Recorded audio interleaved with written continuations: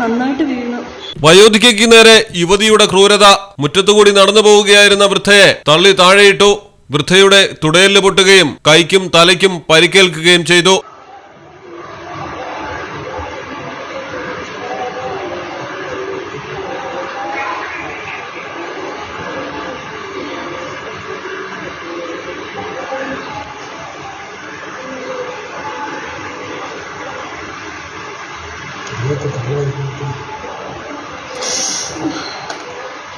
നന്നായിട്ട് വീണു.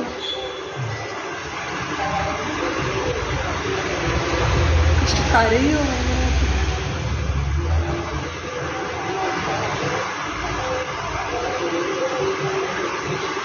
ഞാൻ ചോദിച്ചു എന്ത് കുഞ്ഞമ്മേ ചെയ്തെന്ന്.